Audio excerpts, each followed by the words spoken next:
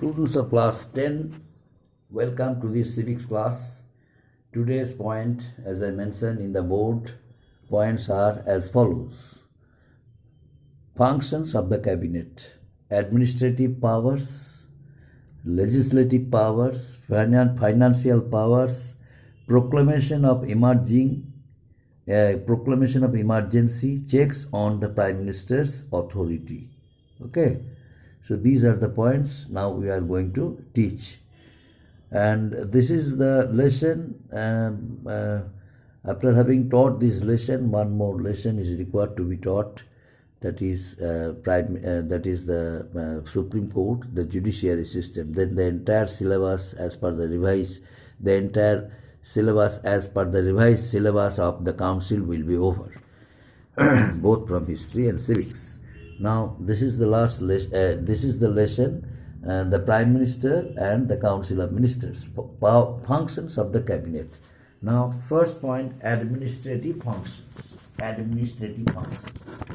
What is the administrative functions of the cabinet? You know, the administrative powers and functions of the cabinet are number one. The cabinet is the policy maker. Policy making is one of the most important functions of the cabinet. All government policies, all government policies, the policies of the government which are framed by the government, it is the first and foremost duty of the cabinet to implement it. The foreign policies of the government are framed by whom? Are framed by the cabinet. Besides, the cabinet, being a majority in the House of Parliament, gets its policies easily endorsed, passed. Decision regarding the implementation of the government policies are also taken by the cabinet. Following this coordination and of course modification with other ministries and civil servants also is done in the process of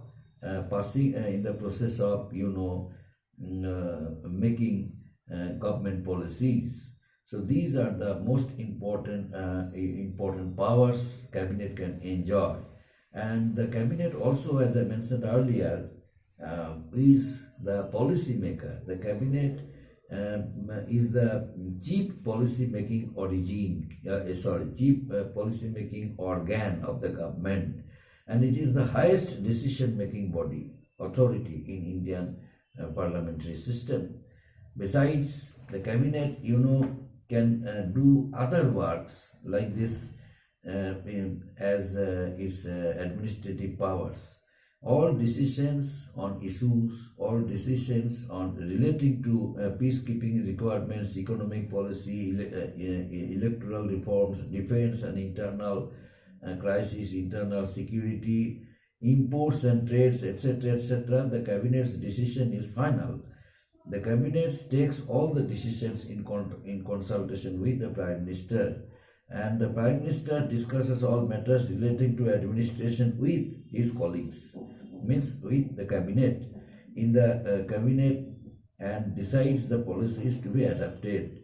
The cabinet settles all internal interdepartmental and interministerial differences for smooth functioning of the government.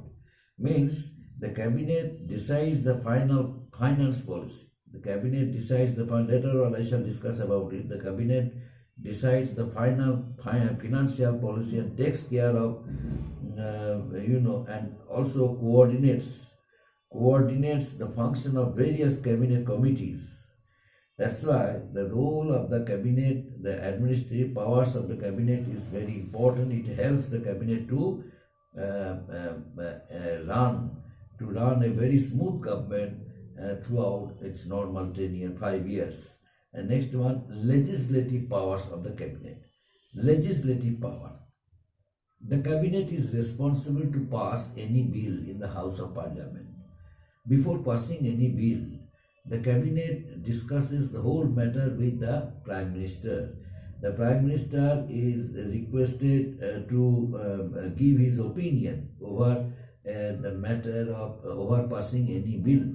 That's why the bill, before sending it to the two houses of parliament, the cabinet consults each and every point of the bill with the Prime Minister. That's why the cabinet is able to defend a bill in the parliament, and no member can individually take the decision of introducing the bill without taking the cabinet into confidence. That means no member can introduce any bill without the permission of the cabinet. The cabinet prepares the president's address to the parliament after being elected. The cabinet forms the government, and then cabinet invites the president to give a presidential address to the parliament, and this address highlights the aims and objectives, the policies of the newly formed government. And another one, it also advises the president in issuing ordinances during the crisis period when the parliament is not in session. It advises the president to issue ordinances. So the president, another one is the president summons the House of Parliament, and Ministry of Parliamentary Affairs also comes forward to do it. So these are the legislative powers of the cabinet. And another one, that is financial powers of the cabinet. The cabinet has some financial power. The cabinet, some financial powers. What are the financial powers the cabinet can enjoy?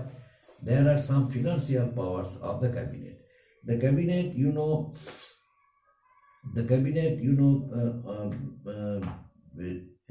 enjoys all financial powers, and all financial decisions and related issues cannot be taken without the approval of the cabinet.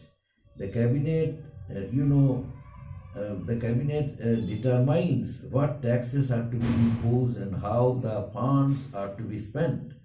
The budget is passed by parliament, but hardly any changes are made in the budget without the approval of the cabinet. Another point is that the cabinet, introduced some bills in the Lok Sabha by the money bill is introduced in the Lok Sabha by the cabinet. Money bill is introduced. Money bill can only be introduced in the Lok Sabha by whom? By the cabinet. So these are the financial powers of the cabinet. And next point, Proclamation of Emergency. The cabinet declares two emergencies like general emergency or financial emergency. The president is likely to have a written order of implementation of emergency throughout the country.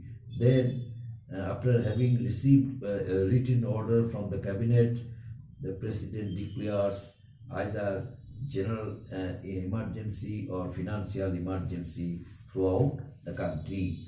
And next point is checks on the Prime Minister's authority. Checks on the Prime Minister's authority. What is this? The Prime Minister, is the most important person in the government. He is the head of the government. The Prime Minister is the head of the government. That's why the decision of the Prime Minister is final. After a careful evaluation of the rules, responsibilities and powers of the Prime Minister, it is evident that he is the most powerful authority in the country. And it must be clear to us in a democracy that no single person is given supreme authority, for it leads to misuse of power, further dictatorship. That's why the Constitution, in order to avoid this kind of inconveniences, the Constitution has provided a provision of a strong opposition party. that very opposition party may criticize the works of the Prime Minister and his government, so that Prime Minister cannot enjoy autonomy, cannot enjoy all the powers unanimously. Although a government formed with two-third majority can pass any type of bill without being obstructed by other political party in the House of Parliament as a major political party, but it doesn't mean that Prime Minister will take undue advantages, liberties, being the head of the government, being the head of a majority party. That's why opposition parties are there. Lest opposition party may criticize the government policies. The Prime Minister is the stand of the government. The Prime Minister is the pillar of the government, and for this reason the Prime Minister has to be careful the Prime Minister becomes careful from time to time while passing any bill or while framing any government policies. So before framing any government policy, the cabinet is supposed to consult the Prime Minister. In consultation with the Prime Minister, cabinet frames the bills, the government cabinet frames the government policies, and with this, the Prime Minister authority can be checked by the opposition leaders. Further, media also is there. The media sometimes criticizes the works of the Prime Minister and his Council of Ministers whenever they create troubles, whenever they fail to fulfill the expectations of the voters, whenever they frame wrong government policies, whenever they pass wrong bill, the bill which is not justified, the bill which is passed in the House of Parliament, and the government being a major political party get it passed, the government gets it passed, that effect generally comes on the public. So public criticize it. Besides, on behalf of the public, the media criticizes the works of the government. That's why before passing any bill, the government has to be careful. For example, the last one bill, means Krishi bill, was passed in Punjab, and that bill also, that effect came towards the people. People criticize all the cultivators, peasants and farmers, raise hue and cry against passing of that bill, and that bill ultimately has to withdraw. The government was compelled to withdraw that very bill. Sometimes it occurs. That's why passing of any bill by the cabinet doesn't mean that the Prime Minister, suggests the cabinet to pass this much, to pass a bill which may affect the interest of the common people, and which may affect the interest of the people of our country. So that in order to protect the interest of the common people, in order to protect the interest of all sections of people, it is the first and foremost duty of the cabinet to pass a proper bill, the bill which may protect the interest of the common people and which can give them a strong political ground throughout the country. This type of bills are generally passed by the cabinet. So up to this, my dear students, next day I shall start another lesson, the last lesson of civics, the judiciary system, the Supreme Court and High Courts. That the teaching of the entire, as per the revised syllabus of the council, will be over. Thank you. Thank you very much.